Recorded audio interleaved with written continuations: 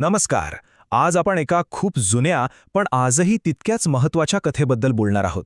ही गोष्ट आहे नियती, आपली इच्छाशक्ती आणि आपण घेतलेल्या निर्णयांची. हा एक असा प्रश्न आहे नाही का, जो आपल्या सगळ्यांच्या मनात कधी ना कधी येतोच, की आपलं आयुष्य, आपलं नशीब हे सगळं आधीच ठरलेलं आहे की ते घडवण्याचं स्वातंत्र्य आपल्या हातात आहे. चला, आज याच गुंतागुंतीच्या प्रश्नाचा जरा सोप्या भाषेत विचार करूया. तर या कथेतील नियतीची संकल्पना समजून घेण्यासाठी आपल्याला आधी एका अदृश्य आराखड्याबद्दल जाणून घ्यावा लागेल. एक असा आराखडा जो कळत न कळत आपल्या आयुष्याला आकार देत असतो. आणि यातली पहिली आणि सगळ्यात महत्त्वाची संकल्पना आहे प्रारब्ध कर्म. आता हा शब्द थोडा जड वाटेल, पण याचा अर्थ अगदी सोपा आहे. प्रारब्ध म्हणजे काय? तर आपल्या मागच्या जन्मातल्या कर्मांचं फळ, जे आपलं आजचं आयुष्य आणि आपली परिस्थिती ठरवतं. याला समजायला ना एक मस्त उदाहरण आहे, पत्त्यांचा खेळ. विचार करा, खेळ सुरू झाल्यावर आपल्या हातात जे पत्ते येतात ते आपण निवडतो का? नाही, ते वाट्याला येतात. हेच आहे आपलं प्रारब्ध. आता पत्ते चांगले असोत की वाईट, त्यावर आपलं काहीच चालत नाही. पण पण तेच पत्ते वापरून अख्खा डाव कसा पलटवायचा हे मात्र 100% आपल्या हातात असतं. चला तर मग हीच गोष्ट एका बोधकथेच्या माध्यमातून समजून घेऊ. या कथेतला सोनार आपल्याला खूप काही शिकवून जाणार आहे. गोष्ट आहे पिठापुरम नावाच्या गावातल्या एका सोनाराची.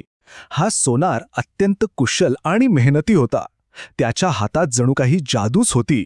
त्याचं काम, त्याची कला अख्ख्या पंचकोशीत प्रसिद्ध होती. पण गंमत बघा, इतकं कौशल्य, इतकी मेहनत करून सुद्धा तो गरिबी आणि दुःखाच्या फेऱ्यात अडकून पडला होता. जणू काही एखादी अदृश्य भिंत त्याच्या प्रगतीच्या आड येत होती. आणि हीच भिंत होती त्याच्या प्रारब्ध कर्माची. अखेर सगळीकडून हरल्यावर आणि पूर्णपणे निराश झाल्यावर त्याने त्या काळातल्या महान गुरु श्रीपाद श्रीवल्लभ यांच्याकडे धाव घेतली. त्याला एकच आशा होती की हे गुरुच आता आपल्याला या दुष्ट चक्रातून बाहेर काढू शकतील. आणि इथूनच या कथेत एक अत्यंत महत्त्वाचं वळण येतं, कारण गुरूंनी त्याला अशी काही मदत केली ज्याची त्याने कल्पनाही केली नव्हती. गुरु श्रीपाद श्रीवल्लभांचं हे एकच वाक्य त्यांच्या संपूर्ण शिकवणीचं सार सांगून जातं. ते स्पष्टपणे सांगतात की कर्माचा नियम हा सृष्टीचा नियम आहे आणि ते त्यात सहसा हस्तक्षेप करत नाहीत. यावरूनच हे स्पष्ट होतं की ते चमत्कार करण्यावर नाहीत, तर ज्ञान देण्यावर अधिक भर देतात. आता बघा, तो सोनार काय अपेक्षा घेऊन गेला होता की गुरुजी काहीतरी चमत्कार करतील आणि माझी गरिबी एका क्षणात दूर होईल. पण गुरूंनी काय केलं? त्यांनी त्याला चमत्काराऐवजी ज्ञान दिलं. समस्येवर तात्पुरता उपाय करण्याऐवजी त्या समस्येचं मूळच कारण त्याला समजावून सांगितलं. म्हणजे कसं की कुणीतरी रोज मासे देण्यापेक्षा मासेमारी कशी करायची हेच शिकवावं. अगदी तसंच गुरूंनी त्याला आरसा दाखवला. ते म्हणाले की तुझ्या दुःखाचं कारण बाहेर कुठेही नाहीये, ते तुझ्या आत, तुझ्या भूतकाळात दडलेलं आहे. त्याच्या पूर्वजन्मातल्या एका चुकीचं फळ म्हणजेच त्याचा प्रारब्ध कर्म त्याला आता भोगावं लागत होतं. तर मग समस्या तर कळली, ती होती भूतकाळातली कर्म. आता वळूया उपायाकडे, जो होता वर्तमानातल्या कृतीमध्ये. कारण भूतकाळ बदलता येत नाही, पण भविष्य नक्कीच घडवता येतं. आणि इथेच दुसरी महत्त्वाची संकल्पना येते, संकल्प. संकल्प म्हणजे फक्त एखादी इच्छा नाही, तर तो एक दृढ निश्चय आहे. आपल्या मनाची सगळी ताकद एकवटून केलेला प्रामाणिक हेतू. ही एक अशी ऊर्जा आहे जी आपलं भविष्य घडवू शकते. गुरूंनी त्याला बाहेर पडण्याचा एक अतिशय सरळ आणि स्पष्ट मार्ग दाखवला. फक्त 3 पायऱ्या. पहिली, आपलं प्रारब्ध काय आहे हे समजून घे. दुसरी, त्याला दोष न देता स्वीकार कर. आणि तिसरी, सगळ्यात महत्त्वाची, एका दृढ संकल्पाने अशी नवीन कर्म कर जे तुझं भविष्य उज्ज्वल करतील. म्हणजे बघा, ह्या कथेचा केंद्रबिंदू हाच आहे. गुरूंचा उद्देश सोनाराला सक्षम बनवणं होतं.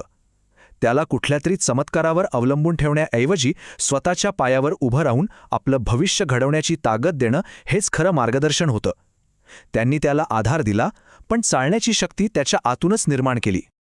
चला तर मग या संपूर्ण बोधकथेतून जे काही महत्त्वाचे मुद्दे समोर आले आहेत ते एकत्र करून एका अंतिम निष्कर्षापर्यंत पोहोचूया. हे आपल्या सगळ्यांसाठीच खूप महत्त्वाचं आहे. या गोष्टीतून काही गोष्टी अगदी स्पष्ट होतात. आपलं प्रारब्ध म्हणजे वाट्याला आलेले पत्ते कदाचित आपल्या हातात नसतील, पण त्याला प्रतिसाद कसा द्यायचा हे पूर्णपणे आपल्या हातात आहे.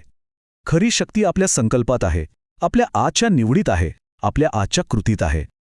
गुरु आपल्याला फक्त दिवा दाखवू शकतात, पण त्या प्रकाशात प्रवास तर आपल्याला स्वतःलाच करायचा असतो. आणि जाता जाता हा एक विचार करण्यासारखा प्रश्न. ही प्राचीन कथा आपल्याला थेट आपल्या रोजच्या जगण्याशी जोडते. आपण आज जे काही निर्णय घेतो, जे काही काम करतो, ती सगळी आपल्या भविष्याच्या बागेतली बीज आहेत. तर मग थोडं थांबा आणि विचार करा, आपण आपल्या भविष्यासाठी कोणती फुलं पेरत आहोत की नकळतपणे काटेच लावत आहोत? यावर नक्की विचार करा.